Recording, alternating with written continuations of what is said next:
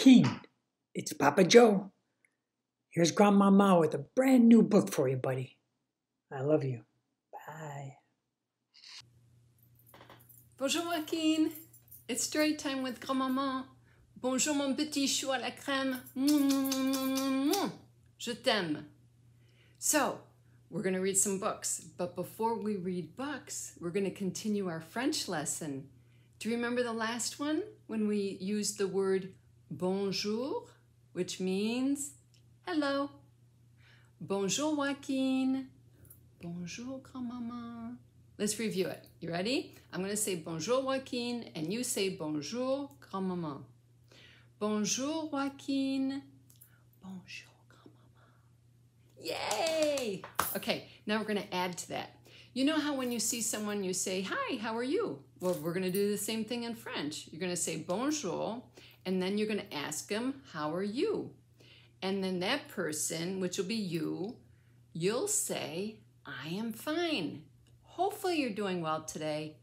If you're not, I'll show you in the next lesson how to say, nah, I'm not feeling too good, or I'm not doing well at all. Maybe you have a cold, but for this lesson, you feel just great. Okay, so bonjour Joaquin, bonjour Grandmama, and then I say 3 words. Comment ça va? Comment ça va? I bet your daddy remembers those words. Ask him. So we're going to say them over and over and over and over and over and over again. You ready? First, I'm going to say it, and then you're going to say it. The first word is comment. Comment. Second word, ça. Ça. Third word, va. Va. Let's put word number 1 and number 2 together. You ready? Comment ça? You do it. Comment ça? One more time. Comment ça? You ready to add the third word? If not, just rewind it and start all over again. You ready? Third word. Comment ça va? We're going to repeat that 5 times. You ready? You're going to say it with me. Comment ça va? Comment ça va? Comment ça va? Comment ça va? Comment ça va? Okay, now we're going to add the bonjour Grandmama.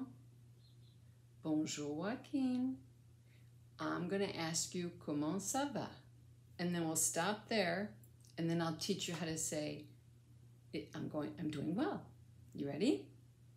Bonjour Joaquin. Comment ça va? Okay. So now you start and you say bonjour Grandmama and I say bonjour Joaquin and you say comment ça va?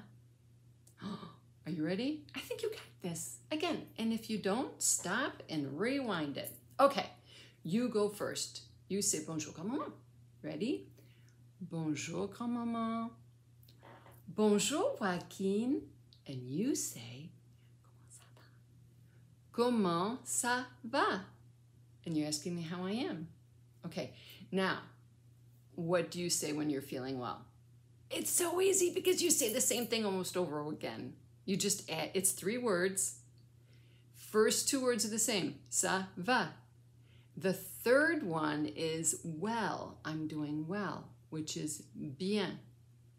Ça va bien. So you're asking, how are you?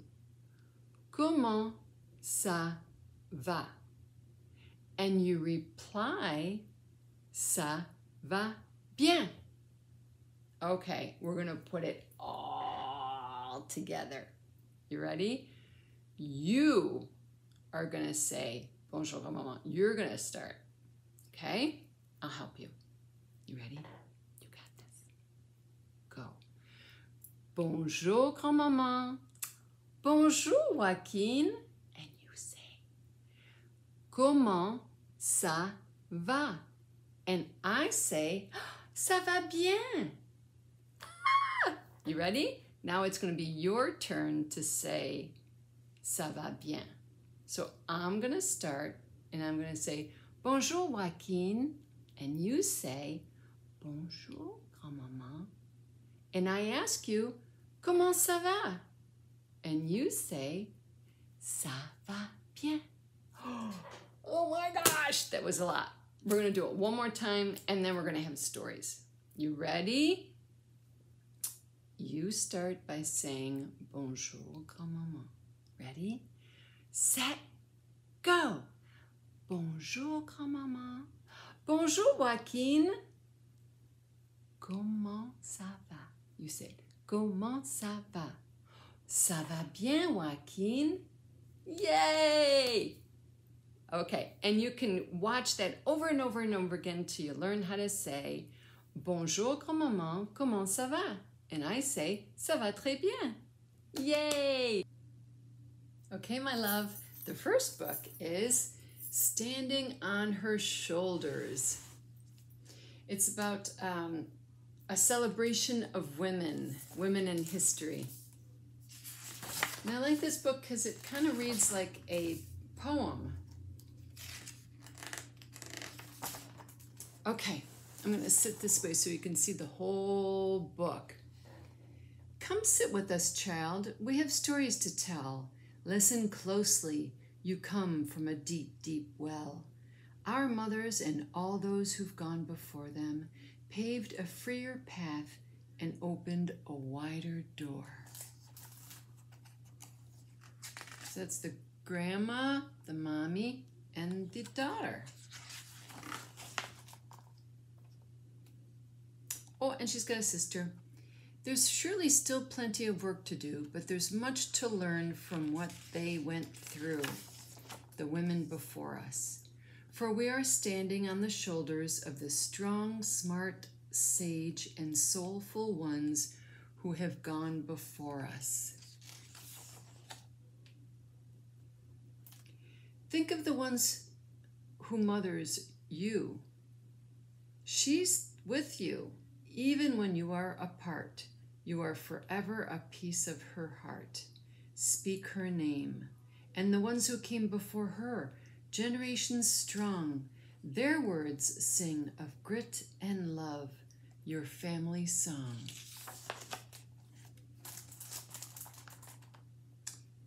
You are standing on their shoulders.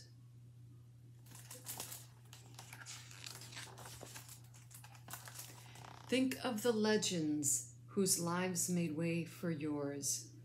Though years have passed, each story, each name endures. When you speak their names, they live on in you. You are standing on their shoulders too.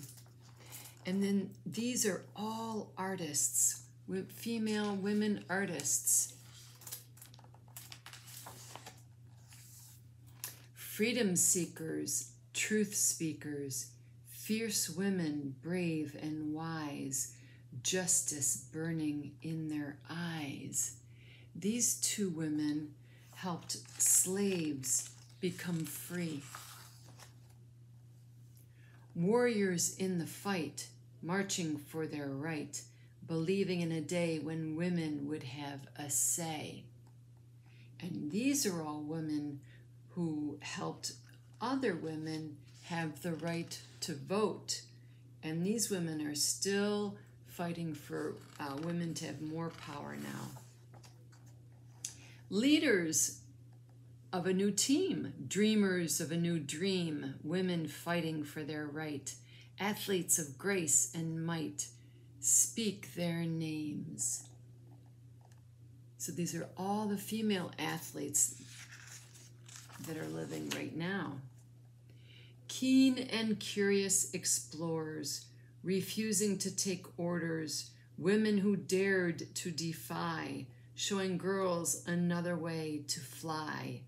We are standing on their shoulders.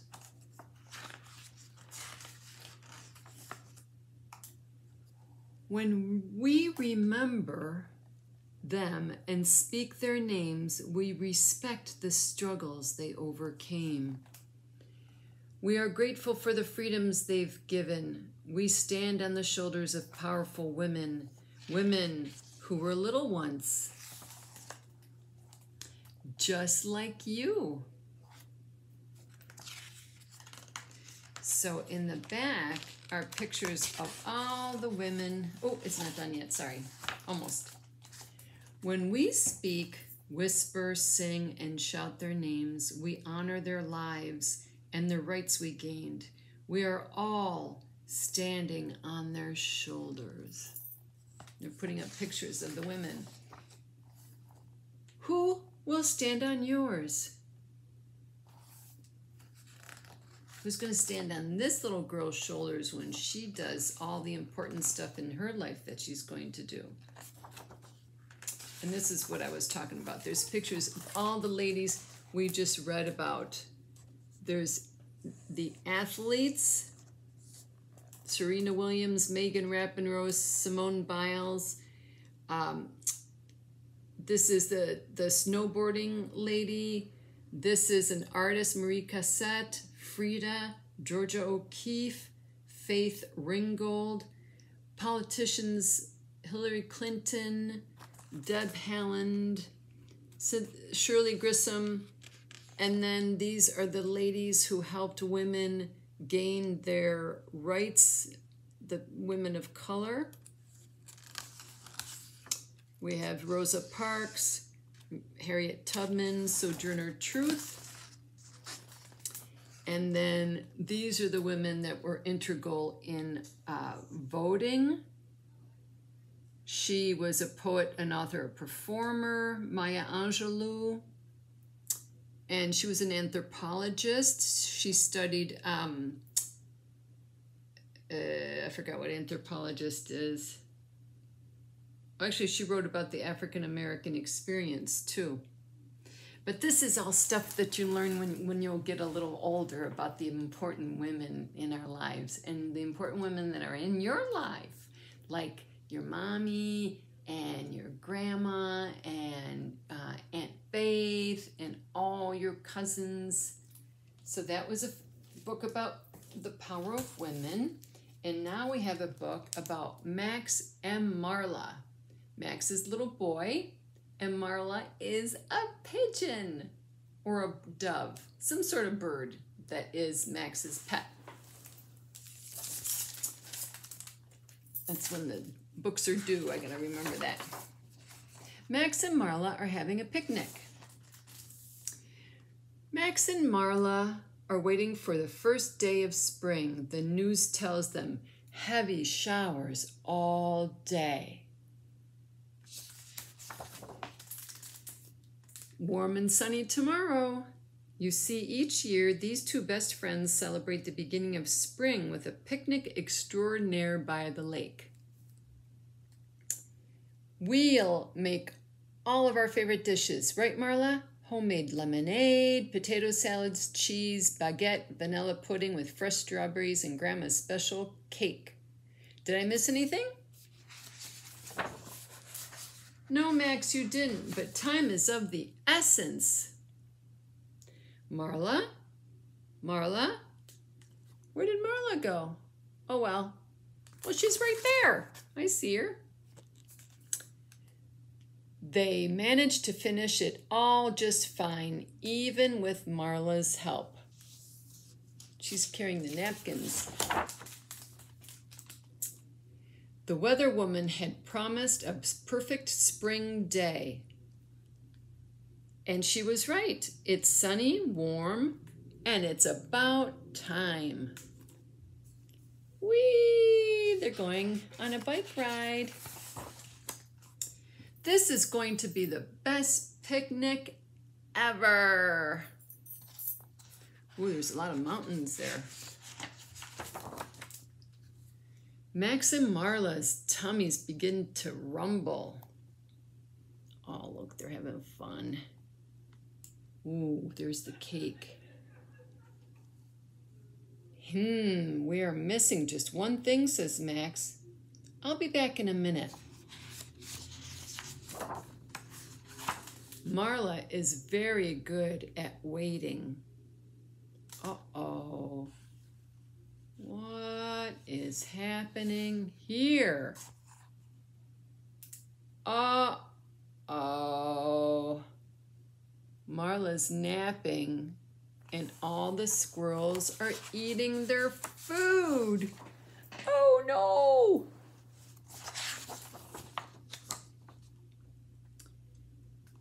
The day looks perfect. And look, Max is over there. What's he doing over there? He doesn't see all the squirrels eating all their food, and Marla doesn't know because she's sleeping. Max finally comes back and he's got a bouquet of flowers. Marla, he drops the flowers. What happened here? You have started without me. He thinks Marla ate all that? Look, there are food thieves at work. Aww, they look sad.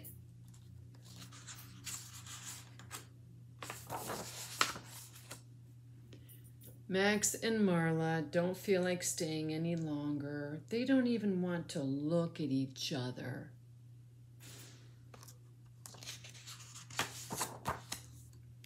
This was not a good day. They both look so sad. Oh, look, she's sleeping all by herself on the windowsill.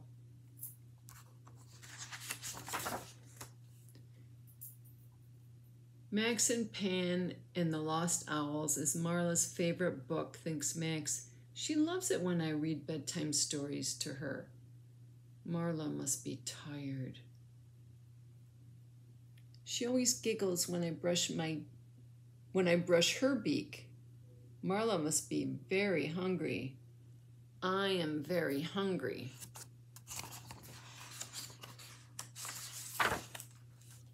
Max has an idea. Oh, he's going to pick the flowers out front. And look, Marla's woken up and she sees him. These flowers are for you, Marla. How fitting that Marla's favorite color is blue. And look, they're opening up the refrigerator when it's dark out and getting a snackaroonie. Max and Marla are having their best picnic ever. It's cozy, it's warm, and it's heavenly scrumptious. The end. It ended on a happy note, didn't it?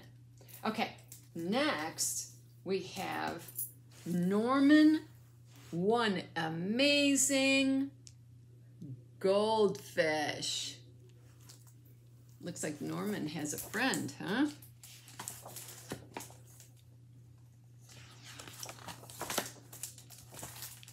That's Norman. Here's his friend. Norman is one amazing goldfish, and I want everyone to know it. That's why I'm taking him to Pet-O-Rama. We have our routine all worked out. First, Norman does his tricks, circles. Then bubbles. Then flips. And for our big finish, we learned a brand new tuba song. Hit it, Norman, I say, and begin to play. Ba ba boom, ba ba boom, ba ba bye. Right on cue, Norman starts dancing and singing. Glug, glug, glug, glug, glug, glug, glug. And a fish, Norman, I cheer. Just wait until everyone sees you. You're going to be famous. On Pet-O-Rama Day, I wake up extra early. I don't want to admit it, but I am sort of nervous. Not Norman. He gobbles every bite of his breakfast. The Pet-O-Rama line is super long. There are dogs, cats, birds, rabbits, snakes, and lots of other animals. Most of the kids are wearing costumes. So are their pets. I look at Norman, his orange scales glisten.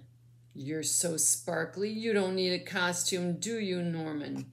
He shoots me a high fin.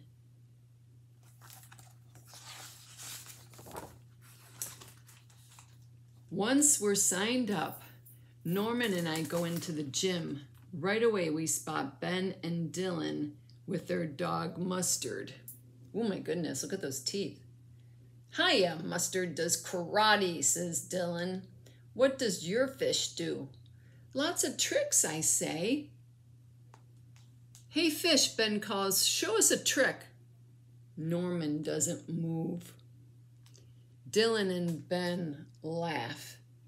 Petorama is good for pets, says Ben, not fish. Well, stinker. And there's the parrot getting a score of a 9, an 8, and a 5.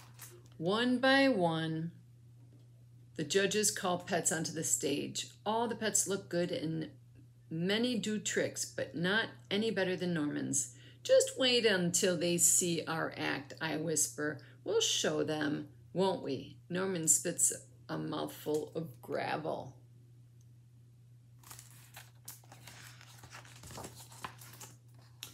When our number is called, I carry Norman onto the stage.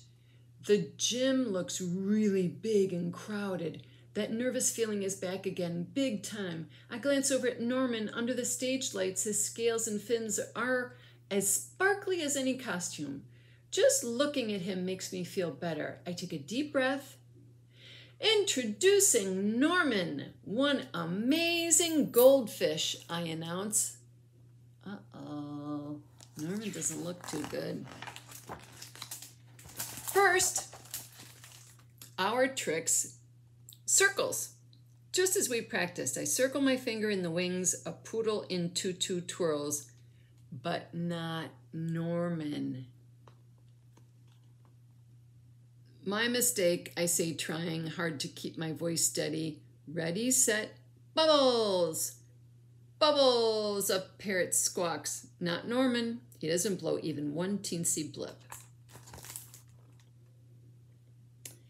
Come on, Norman, this is an easy one. How about a flip? 1, 2, 3. My hands are shaking so hard I barely manage a snap. Up! Norman hides behind the plant. Oh, no. This isn't looking good, Joaquin.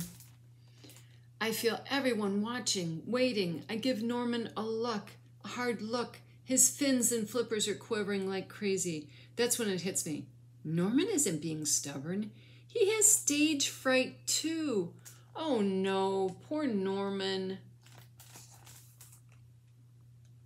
Don't be scared, I whisper. I ignore them and watch me. Just ignore them and watch me. Let's do this together, Norman, just like at home, okay? I take out my tuba. Hit it, Norman, I call. Then I close my eyes and give it my best. Ba-ba-boom, ba-ba-boom, ba-ba-boo, bye-bye, or whatever tuba says. I don't know, he still looks a little nervous to me. I'm starting in on the second section when Ben and Dylan shout, Hey, everybody, when I open my eyes, the first thing I see is Norman. He isn't lying on the bottom of his fishbowl. He isn't hiding behind his plant either. Norman is flip-flop, wiggle-wag dancing like crazy and singing, glug, glug, glug, glug, glug, glug, glug. Yay! Then Norman performs every trick perfectly, just as we practiced. Add a fish, Norman. Look at him go. And through the hoop. The Petorama judges give Norman a prize. Like I always say, Norman is one amazing fish. The end for that one. Okay, sweetie, we've got one more. And this one is called Pancakes, Pancakes by Eric Carle. And Eric Carle is an author that your daddy used to read too. So this book has been around for a while. Ooh, look at all the pretty colors. Pancakes, pancakes. Ooh, look at this rooster. Look at that. Kee, kiwi, kee, crowded the rooster. Jack woke up, looked out the window, and thought, I'd like to have a big pancake for breakfast.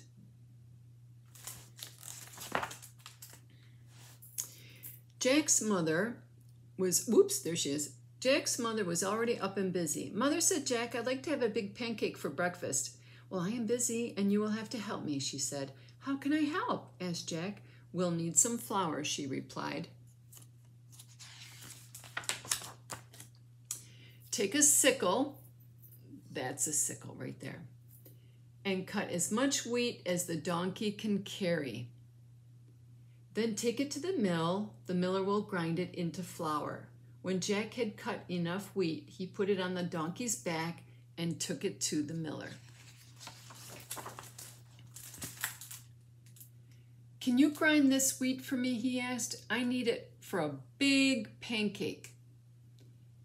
First, we must separate the grain from the chaff, said the miller. He gave Jack a flail and spread the wheat onto the ground. The miller took another flail and began to beat the wheat with it. Jack helped with the threshing, and soon there was a big pile of straw and chaff and a small pile of grain. Look at the donkey going for water with the duck. 2 ducks.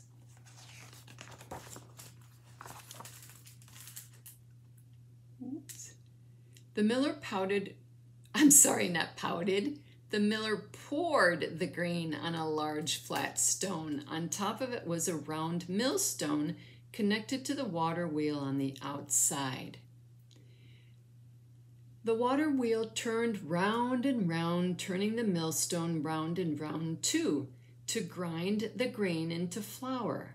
At last, the miller handed Jack a big bag of flour. Look at the rooster. Here's the flour, shouted Jack. Let's make a pancake. But his mother said, now we need an egg. Jack went to the black hen and fed her some grain that had slipped into his pocket while he had been threshing. Cluck, cluck, said the black hen and went inside the hen house. Then she said, cluck, cluck, one more time and laid an egg.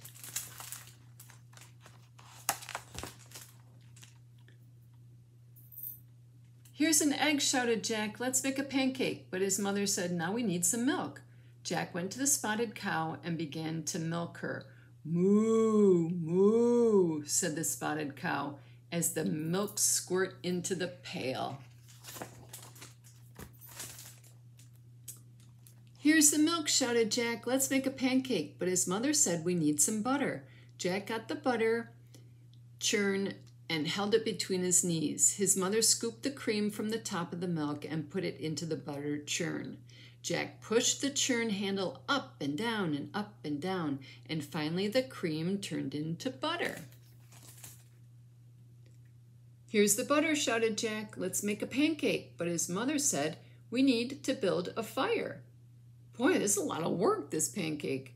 Jack went to the woodshed and brought some firewood. He's outside barefoot too, huh? Here's the firewood, shouted Jack. Let's make a pancake. But his mother said, wouldn't you like to have something sweet on your pancake? So Jack went down, I think he's going down the stairs there, to the cool cellar and pulled a jar of strawberry jam from one of the shelves.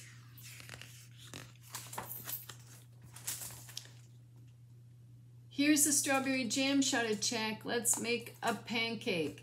In the kitchen, Jack's mother had filled the table with the flour, the egg, the milk, the butter. There was also a mixing bowl, a cup, a wooden spoon, a ladle, a frying pan, a plate, a knife, fork and spoon, and a jar of strawberry jam. That's the best, the strawberry jam. And his mother said, put a cupful of flour into the bowl, break an egg into the flour and stir, pour a cupful of milk over the flour and eggs and stir again until the batter is smooth and without lumps. Jack's mother heated the frying pan over the fire and added a piece of butter. The butter melted fast. Then she said to Jack, now pour a ladle full of batter into the hot pan.